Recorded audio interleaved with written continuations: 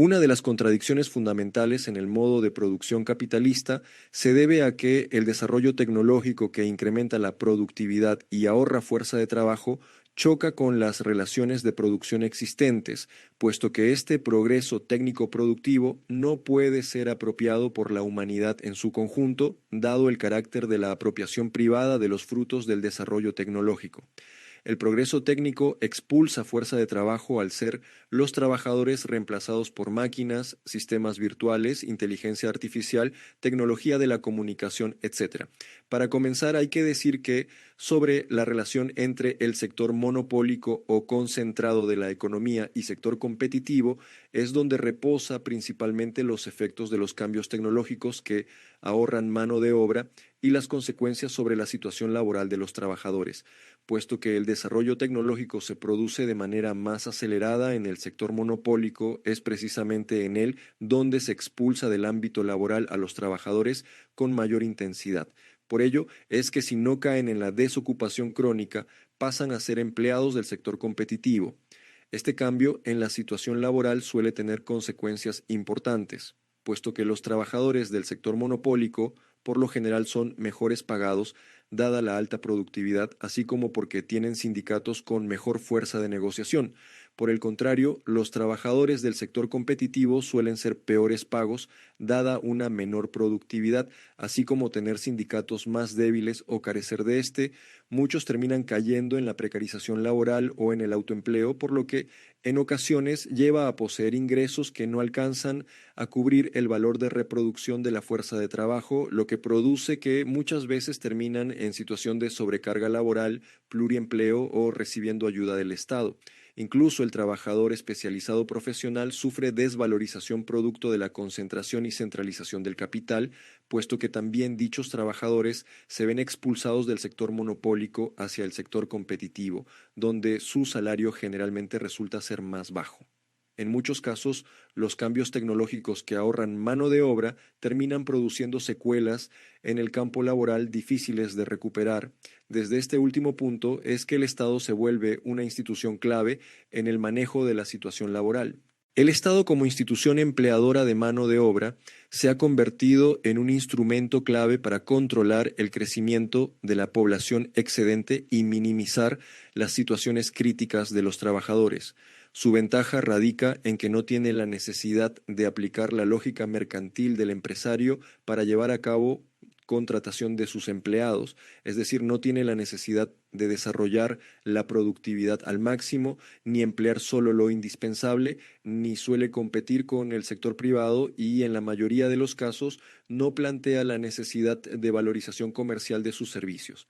Sin embargo, como instrumento de contratación de mano de obra, se plantea un importante límite, dado que su expansión significa mayor carga impositiva, cuestión que puede impactar sobre los salarios y ganancia según su estructura misma.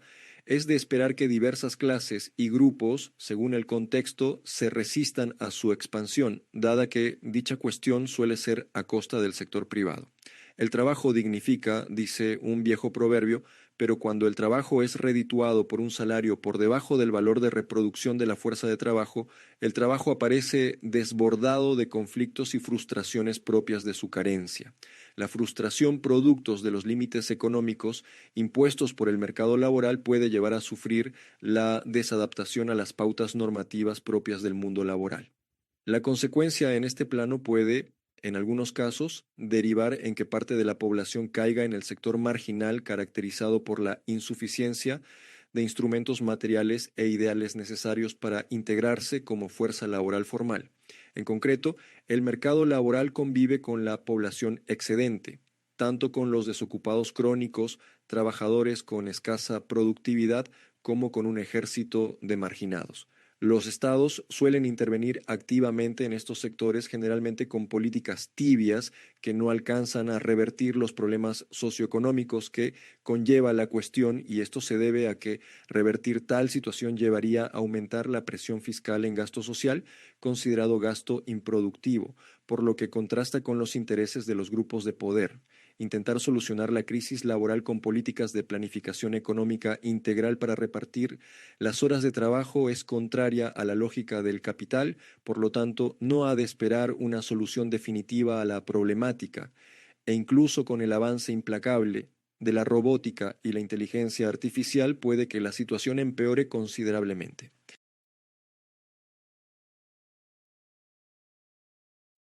Uno de los más destacados economistas del siglo XX es Joseph Schumpeter, quien escribió sobre el proceso de burocratización que sufrían las empresas, producto de la creciente racionalización técnica organizacional.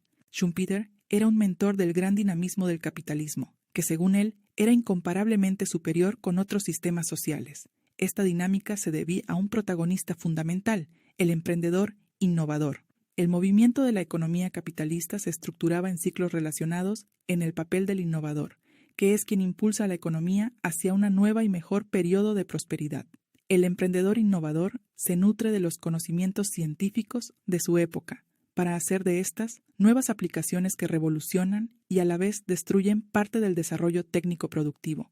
En tanto revolucionan porque abren nuevos mercados, satisfacen nuevas necesidades o perfeccionan las ya existentes, mejoran la calidad de vida, proponen nuevos esquemas de trabajo y técnicas productivas, en concreto, revoluciona la dinámica del mercado, la sociedad y la cultura.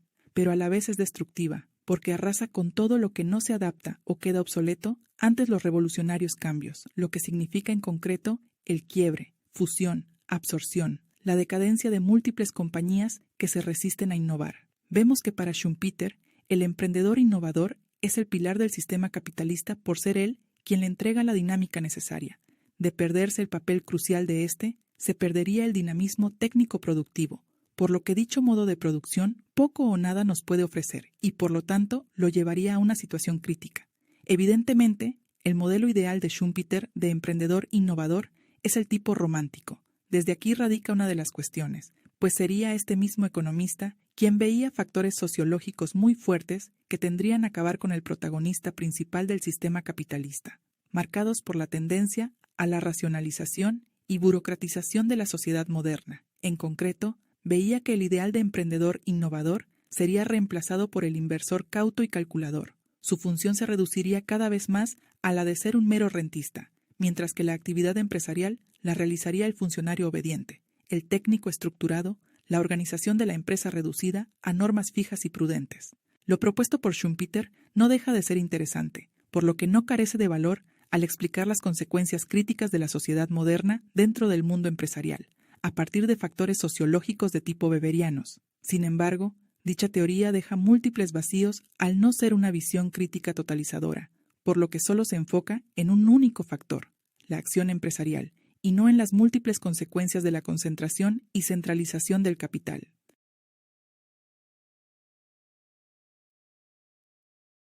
Uno de estos posibles escenarios de crisis es el problema del aumento poblacional. Las proyecciones actuales son diversas, están relacionadas con los posibles cambios del comportamiento reproductivo de la población, así como la expectativa de vida de las personas. A pesar de existir signos a favor de la ralentización del crecimiento demográfico, la población mundial está lejos de llegar a una población estacionaria o en decrecimiento, por lo que existe aún, y quizás por muchos años, un crecimiento constante e ininterrumpido de la población. Pero, ¿qué peligros puede tener un constante crecimiento poblacional? El peligro central es el aumento del consumo de recursos limitado, por lo que la escasez de ellos aumentaría la pobreza, así como una mayor contaminación, pérdida del espacio vital para la fauna y flora, aumento de los conflictos entre los estados por la obtención de recursos. Incluso la sobrepoblación tiende a suprimir las libertades, producto de las excesivas reglamentaciones que se producen en los cada vez más densos conglomerados urbanos. A pesar de que con el desarrollo económico incide en una tendencia a la baja de la tasa de natalidad, el crecimiento demográfico no se detiene y constituye un peligro real en cuanto a la necesidad de uso de los recursos. Este problema no se debe simplemente al crecimiento poblacional, sino que está estrechamente relacionado a las leyes que rigen en la acumulación capitalista, puesto que, por un lado, el modo de producción crea consumo superfluo de significativa magnitud que deteriora las condiciones de preservación de los recursos económicos, pero por otro lado necesita de una población excedente, es decir, en permanente crecimiento, para favorecer la mano de obra necesaria para el desarrollo económico. Las políticas poblacionales más usadas en los tiempos actuales es la que se las suele denominar como neomalthusianas. Se refiere concretamente a todas las políticas poblacionales tendientes a reducir el crecimiento demográfico, independientemente si dichas políticas son progresivas o regresivas en cuanto a la cuestión ético-moral. Con ello, se trata de minimizar la población excedente, así como en algunos casos reducir la competencia laboral, especialmente la extranjera, por saturación en el mercado de trabajo. En concreto, los estados son proclives a políticas neomalthusianas debido a cuestiones de legitimación, puesto que con ello puede reducir en sus fronteras el excedente poblacional.